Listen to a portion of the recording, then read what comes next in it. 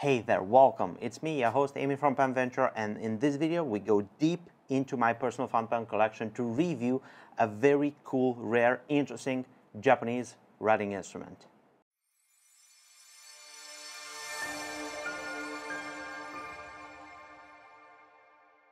Throughout the years of collecting writing instruments, I've seen a lot of them, and I wouldn't say that too many changed the way I'm thinking when I have an approach about collecting certain writing instruments. I have to say that I don't shy away of trying new things, because in order to make a broader understanding of the fountain pen industry, you need to see a lot of writing instruments and different ones, to be open to experiment with new items, new styles, new writing instruments, new way, new materials, new colors, everything.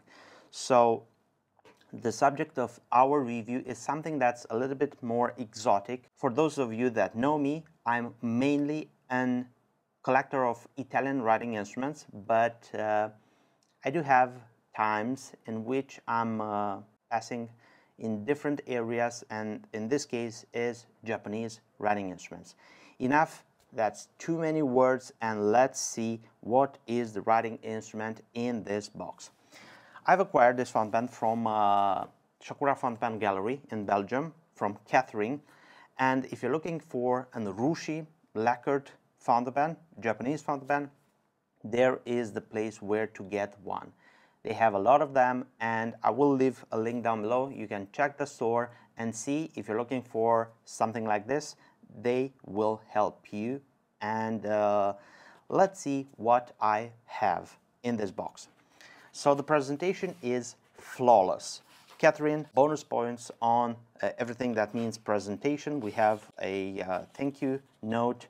Sakura Fountain Pen Gallery, dear Emmy, thank you for ordering this beautiful DFI. Enjoy, sincere Catherine. DFI Dorsal Fin 1. We have a Nakaya fountain pen. Here is a little bit of information regarding this pen. For those of you who don't know, if you order your pen directly from Nakaya, you have this piece of paper right here, and you can write down a few information about how you grip your pen, what is the writing pressure, writing speed, letter size, and they will also personalize the nib to your specification. And not only the nib, but that is an area that I don't have too much experience in, so you will have to see in person. Also, a cute small envelope with paper sample, 52 GSM Tomoe River paper, my favorite paper. As usual with my reviews, I'm going to walk you through the customer experience. We are going to unbox the fountain pen, then we will go into some of the details of this pen.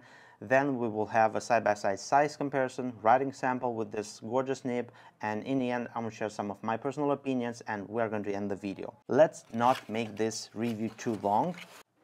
This is a very nice wood box, and Nakaya makes urushi coated fountain pen, so it's almost sacrilegious to go with plastic or something like this for the box. So I love that this is natural wood. On top we have the Nakaya logo. I don't know what this writing means. I only know that this red dot right here, it's a chop, and I think it's something that is used in order to sign in Japan or in the Asian culture. Let's open the lid and see what's inside. And we have a converter box, because the converter is inside the fountain pen. Then we have a very generous amount of proprietary ink cartridges with black ink from Nakaya. This is a lot of ink for one fountain pen. And we have the pen inside this beautiful, beautiful kimono. I do love this kimono. I really think it's a very, very cute addition to a Japanese fountain pen. So I already went to Sakura Fountain Pen Gallery website and I ordered a few of them, because I do have some Japanese fountain pens that don't have kimono. So let's not leave the Nakaya to be spoiled with its own kimono. It's very safe if you want to use it to travel, and I do strongly recommend you keeping this and using this if you have a Nakaya fountain pen. If you have one of these pen kimonos, it's more than enough to protect the urushi coating from micro scratches, although it's resistant and everything, but keep it safe. This is the Nakaya Dorsal Fin V1. V1 standing for the first version. This is one of the most popular models from Nakaya.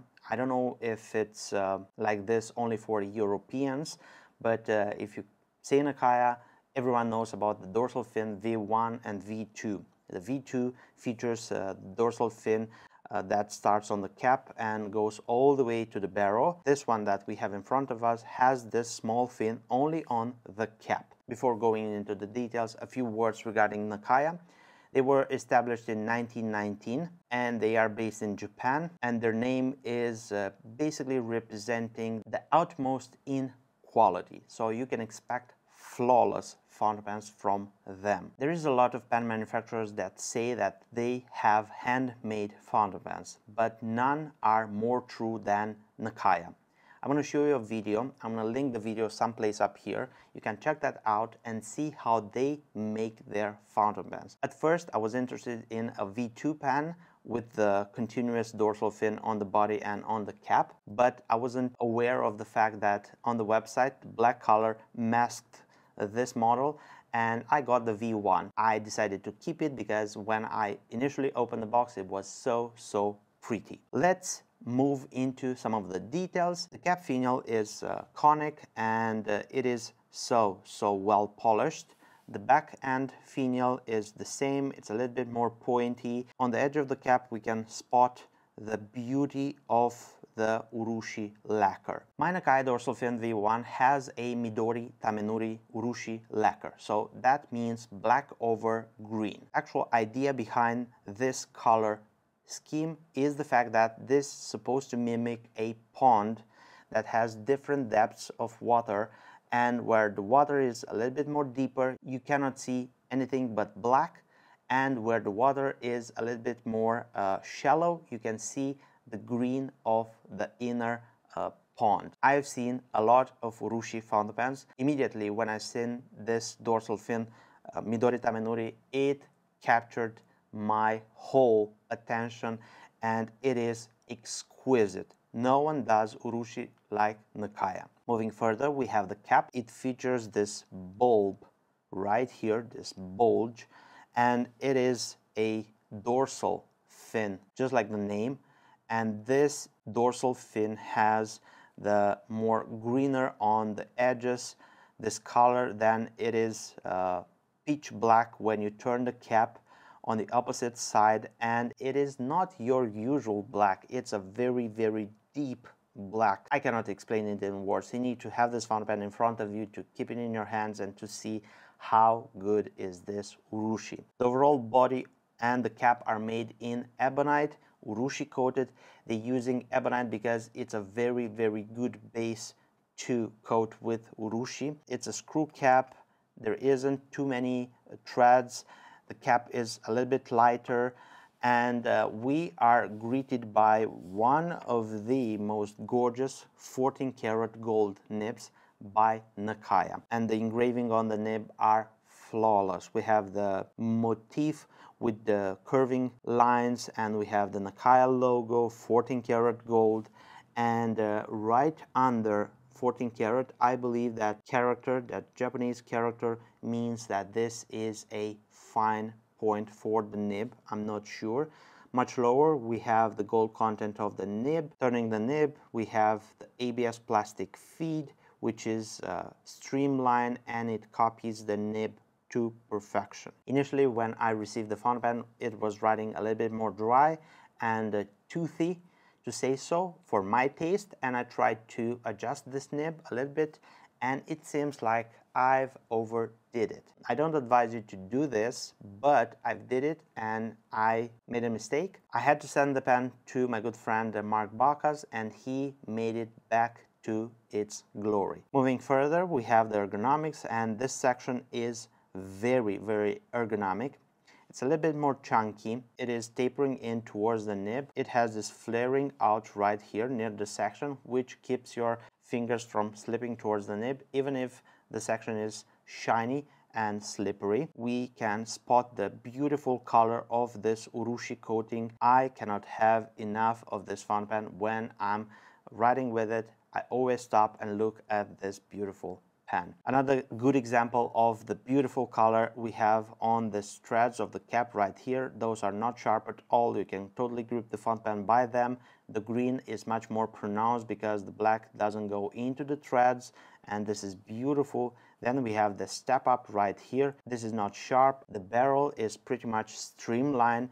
From the thickest point right here, it tapers in towards the end finial. The end finial is a little bit more pointy than the cap finial. Pretty much this is the overall details of the outside of the fountain pen. Now let's see the filling system. Just like you've seen when I opened the box, this is a cartridge converter fountain pen. We have a proprietary platinum, I think so, cartridge converter provided with the fountain pen, so you can use this fountain pen both with bottled ink and the ink cartridges that were provided in the box. You can totally see the thickness of the ebonite barrel, and this adds a little bit of weight to the overall pen, which makes it a lot more wieldy and nice. If you try to eyedropper convert this fountain pen, it won't work. We have this metal part right here which can corrode if you use ink inside the barrel, so it's better to keep it into the converter. Let's go into a side-by-side size comparison, then a writing sample, and at the end I will tell more about the pen in the final part of the video. Here we have the Nakaya Dorsal Fin V1 standing next to other pen models. From left to right we have Visconti Opera Master Crystal, Nakaya Piccolo Big, Nakaya Dorsal Fin V1, ASC Bologna Extra in Arco Bronze, and Montegrappa 1930 Extra in Rosso Celluloid. Here we have a side-by-side snapshot of the same fountain pens, uncapped, and you can see that the Nakaya Dorsal Fin V1 can stand side by side with oversized fountain pens. In regards of length, it is a little bit more light, so it's much more practical. Let's have some measurements for the fountain pen. Capped, the fountain pen measures 152 millimeters, uncapped 142 millimeters. The section diameter at the point of grip is 13 millimeters.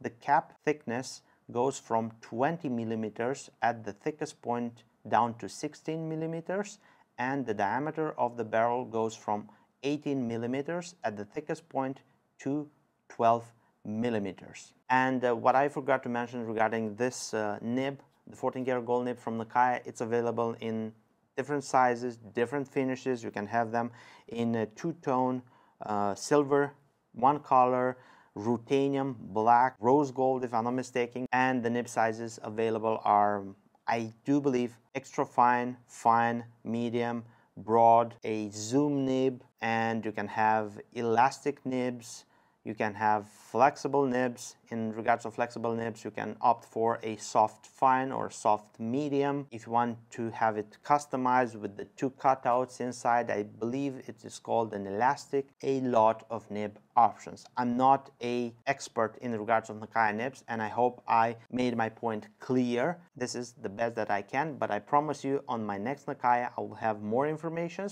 Now let's go into the writing sample. We have the pen, and this is the Nakaya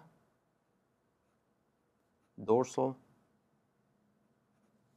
Fin V1 in Midori Tamenuri. We have the ink, and it is one of my favorite green inks to match this beautiful green pen, Mont Blanc, Irish green.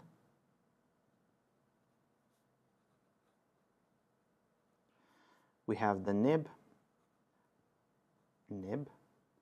and this is the 14 karat gold fine point. And we have the paper, as usual, 68 GSM Tomoe River paper. And this is a very fine point. I would say that this corresponds to an ultra extra fine nib from Europe. For example, we have ultra extra fine on Stipula 14 karat flexible nibs, and this fine in regards of the size of the line is corresponding to that. Let's check the wetness. And just like I told you, Mark Bacchus took care of this fountain pen and made it a little bit more wet, but I would say that still this is a medium ink flow, not super wet, and I wanted this ink flow in order to keep the size of the actual line that this nib is putting down. Normal, figure of eights, again a Japanese nib. It's quite fine. It has a little bit of feedback, but it's pleasant and you learn to love it. Taste is acquired while eating. So again, as I use this fountain pen, I've enjoyed it more and more. And let's try some flex. And this is quite a stiff nib. So please don't push it.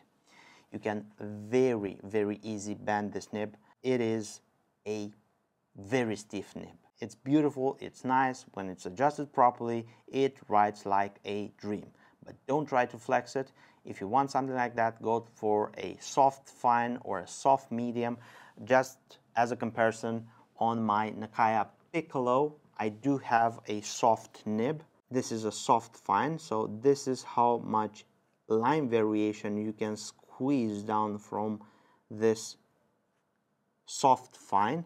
So yeah, you can see that if you want a little bit of line variation, you have to use a soft nib. And now for the most important sentence. The quick